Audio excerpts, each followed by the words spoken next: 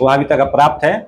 इसी बीच राजा यादव गिरफ्तार हो चुका है और कल जेल चला जाएगा। तो इस घटना का मुख्य आरोपी जो है वो क्या राजा यादव है?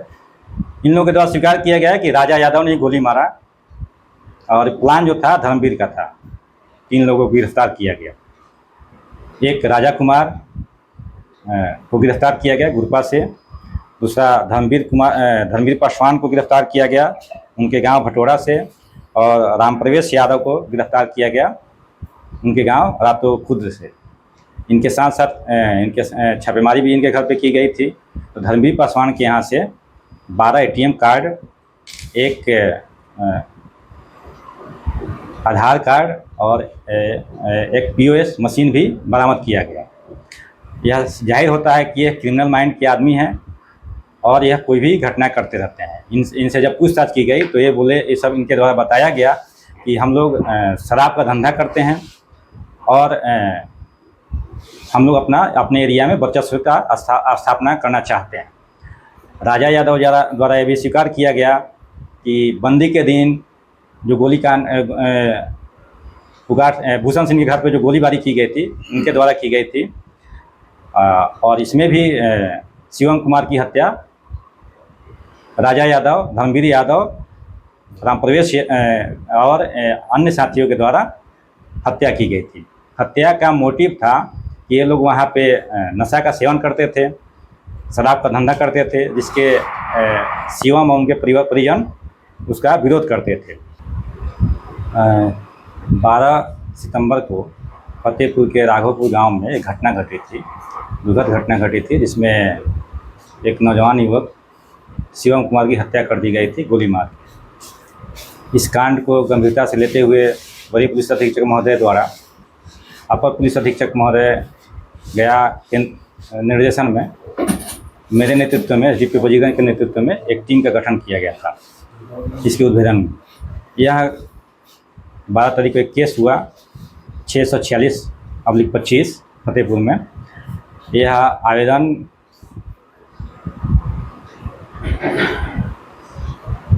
दिया गया कि उनके भतीजे शिवम कुमार की हत्या गोली मार के कर दी गई है और अज्ञात लोगों पे को नेम्ड किया गया। इसमें मेरे नेतृत्व में फतेहपुर थाना और DIU की टीम लगातार इसमें मेहनत करती रही, कांड के उद्भेदन में छापेमारी करती रही। इसमें हम लोगों ने त्वरित कार्रवाई करते हुए इसका उद्भेदन किया। उद्भेदन करने के साथ साथ 3 लोगों को गिरफ्तार किया गया। एक राजा कुमार को गिरफ्तार किया गया गुरपा से। दूसरा धर्मवीर पासवान को गिरफ्तार किया गया उनके गांव भटोरा से। और राम प्रवेश यादव को गिरफ्तार किया गया उनके गांव रातो खुर्द से। इनके साथ साथ इनके छापेमारी भी इनके घर पे की गई थी। तो धर्मवीर पासवान के यहाँ से 12 ATM कार्ड, एक आधार कार्ड और एक POS मशीन भी बरामद किया गया। यह जाहिर होता है कि यह क्रिमिनल माइंड के आदमी हैं और यह कोई भी घटना करते रहते हैं। इनसे जब पूछताछ की गई तो ये बोले, ये सब इनके द्वारा बताया गया कि हम लोग शराब का धंधा करते हैं और हम लोग अपने एरिया में वर्चस्व का स्थापना करना चाहते हैं। राजा यादव द्वारा यह भी स्वीकार किया गया कि बंदी के दिन जो गोलीकांड भूषण सिंह के घर पे जो गोलीबारी की गई थी उनके द्वारा की गई थी।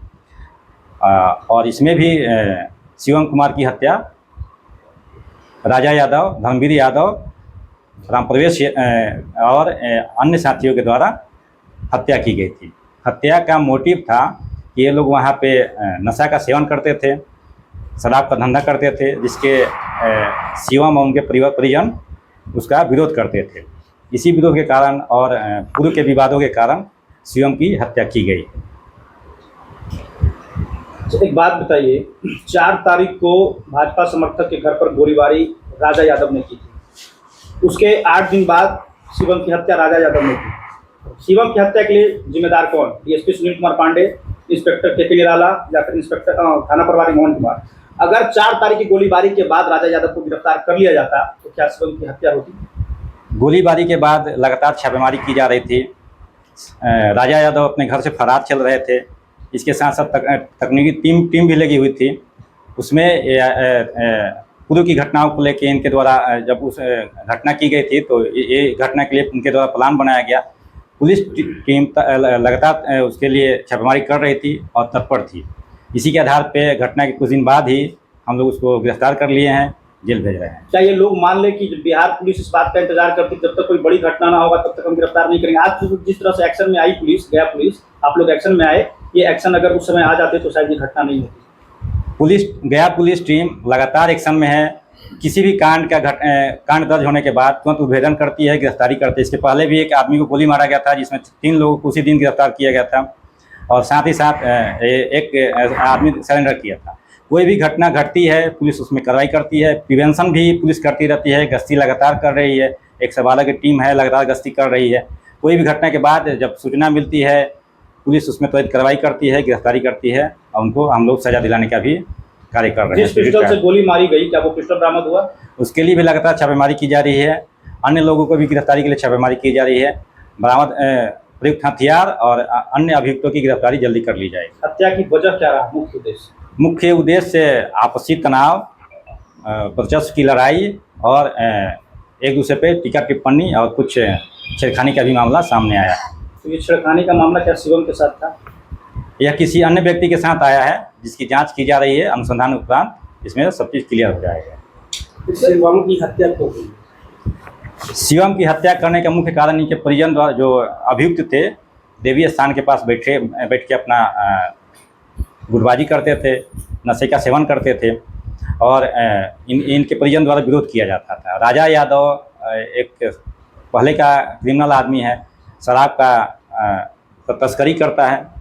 इसी के आधार पे वो अपना वर्चस्व साबित करना चाहता है और इसके सहयोगी हैं धर्मवीर और प्रवेश, ये लोग उनका सहयोग करते हैं और अन्य लोग भी इसका सहयोग करते हैं।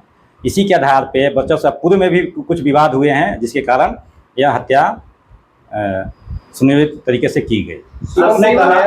शिवम को फोन पे बुलाया गया था तो आखिर अननोन कॉल पे शिवम के परिजन द्वारा बताया गया कि वह किसी से बात करते हुए घर से बाहर निकला। तो यह बात अभी क्लियर नहीं हो पाई है कि किसने बुलाया, क्योंकि सामान्य कॉल उस पर नहीं है। इसकी भी हम लोग जांच कर रहे हैं। IPDR इसका निकाला जा रहा है, कहाँ से कॉल था, किससे बात करते हुए बाहर निकला है, यह स्पष्ट हो जाएगा। पुलिस अभी पूरे मामले का खुलासा नहीं कर पा रही। बिल्कुल इसमें खुलासा हो गया है।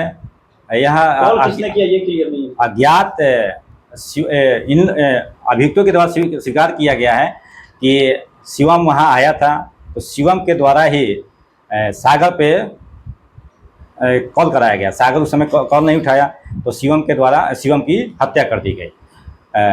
अनुसंधान में यह सामने आ रहा है कि मेन टारगेट सागर था लेकिन हत्या शिवम की हो गई। ये अभी क्लियर नहीं हो पाया सर कि शिवम को कौन बुलाया था। शिवम खुद गया था, उसको बुलाने का कोई आधार सामने नहीं आया है। वह किसी अन्य से बात करते हुए अपना वहाँ घर से बाहर निकला था, उसी दौरान वहाँ पहुँचने के बाद उसकी हत्या कर दी। आपने कहा कि राजा यादव शराब की तस्करी करता था, तो क्या राजा यादव शराब की तस्करी में कभी जेल गया? उसका हम लोग अनुसंधान कर रहे हैं, पता कर रहे हैं, लेकिन नवादा जिला में वह शराब के मामले में जेल गया है। कुछ दिन पहले राजा यादव 1 महीना पहले अपने फेसबुक आईडी से शराब की तस्करी का वीडियो डाला था, वो वीडियो काफ़ी वायरल हुआ था। पुलिस उस पर क्या कार्रवाई की थी? हाँ, उसके लिए उसके फेसबुक आईडी को हम लोग ट्रेस किए थे और फेसबुक कंपनी को, मेटा कंपनी को उसका डिटेल्स हम लोग भेजे थे। वो अभी तक अप्राप्त है। इसी बीच राजा यादव गिरफ्तार हो चुका है और कल जेल चला जाएगा। तो इस घटना का मुख्य आरोपी जो है वो क्या राजा यादव है? इन लोगों के द्वारा स्वीकार किया गया है कि राजा यादव ने गोली मारा और प्लान जो था धर्मवीर का था। प्लान धर्मवीर किया था। तो ये लोग सब एक साथ, इसमें कुछ लोग बाकी भी रह गए गिरफ्तार होने के लिए। 2 लोग और अभी हैं जिनकी गिरफ्तारी के लिए हम लोग छापेमारी कर रहे हैं। मृतक के पिता आरोप लगा रहे हैं कि हम पुलिस की कार्रवाई से संतुष्ट नहीं है, क्या कहेंगे? उनसे हम लोग बातचीत कर रहे हैं। अन्य लोगों की गिरफ्तारी हम लोग करके उनको संतुष्ट करने के प्रयास करेंगे। किसी का भी बेटा खोया है वह वापस नहीं आ सकता है, तो उनकी असंतुष्टि स्वाभाविक है, लेकिन पुलिस अपना कार्रवाई कर रही है। हम लोग चाहेंगे कि जनता का भी सपोर्ट मिले और जनता के लिए हम लोग सदा कार्य करते रहें। गया पुलिस इसके लिए हमेशा वरीय पुलिस अधीक्षक महोदय के नेतृत्व में लगातार प्रयासरत है और हम लोग कांड का उद्भेदन कर रहे हैं, लोगों को जेल भेज रहे हैं। उसके लिए प्रिवेंशन एक्टिव भी हम लोग कर रहे हैं। राजा यादव और उसके साथी की उम्र महज 20 से 25 साल दिखती है। आज के युवा कलम छोड़कर हथियार क्यों पकड़ रहे हैं? और क्या इसके पीछे जो है पुलिस की जवाबदेही नहीं है कि कैसे युवाओं को मोटिवेट करे कि आप क्राइम के रास्ते में ना जाए बल्कि शिक्षा के रास्ता को अपनाएं? पुलिस के द्वारा इसके लिए मोटिवेट भी किया जाता है, मीडिया के माध्यम से हम लोग प्रचारित भी करते हैं।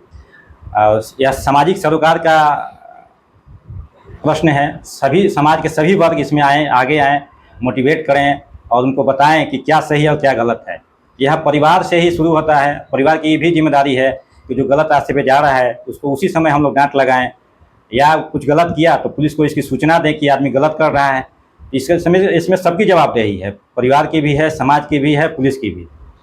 तो घटना के दिन 2 लोगों की हत्या की प्लानिंग थी। एक ही की प्लानिंग थी, लेकिन उसके नहीं आने के बाद दूसरा वहाँ पहुँचा, उसकी हत्या कर दी।